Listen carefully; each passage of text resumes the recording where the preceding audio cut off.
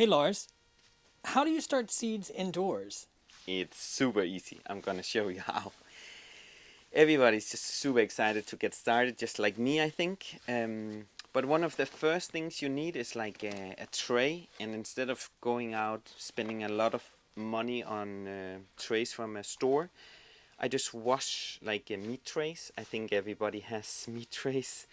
I really wash it nicely with the water and soap, and I poke some holes in it, just so excess water can get out. It's good with drainage holes, and then use like a mix here for the like a starter kind of soil for Do the you make seedling. it yourself?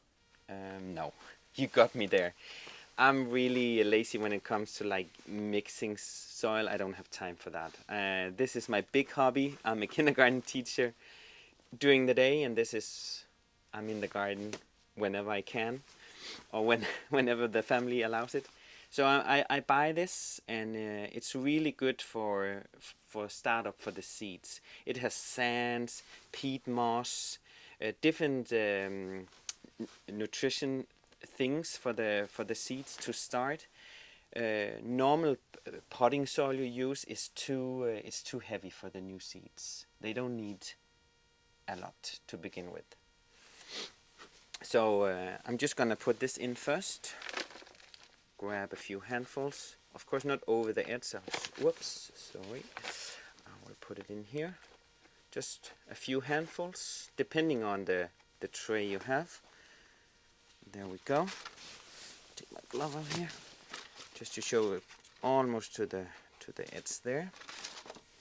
And then I have this really great sprayer to mist, and you can add it how you want. Like I always just have it a little bit here, just to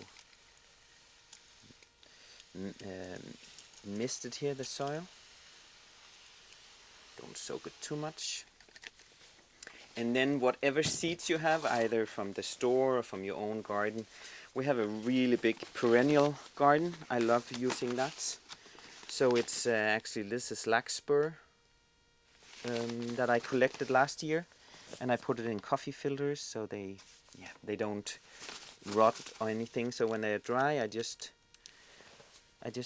sprinkle them over here. I'm not really, putting in one by one, because then later on when they grow, you can just like repot them in bigger pots anyway. So just put some in here like that. And then a good rule is that if the seed is quite small, you don't add a lot of soil on top. If it's like a bigger one like lupines, then you add more soil on top. So I'm just going to sprinkle a little bit on here. So you don't actually have to bury them. No, you just barely put a little, depending on what kind of seed it is, of course. Okay. But the smaller ones, just a little soil on top. Then again, you take your water here. Why don't you just use a watering can? Wouldn't that be easier? It would maybe be, but you get way too much water. The chance of overwatering is too big. So I just spray again, and this is a really good one, a good pump. Just put water on it again, like this. And then always remember, this is like a popsicle stick, a wooden one. Write it on with a marker here. Always put a name on, like in the top, so you know what the name is. And then I put it in as like a window seal, as a southwest facing, and then or inside like a heated porch. We have one where it's nice and warm, and always covered with plastic.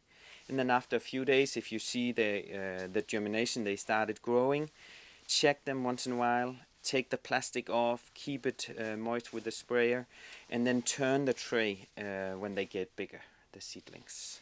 Why do you turn them? Otherwise, of course, the plant will grow towards the light, and then it will get really long and not really pretty looking. So remember, turn them and keep them wet on the top. Don't overwater. And then, of course, later on you have to repot and stuff like that. So So there you go.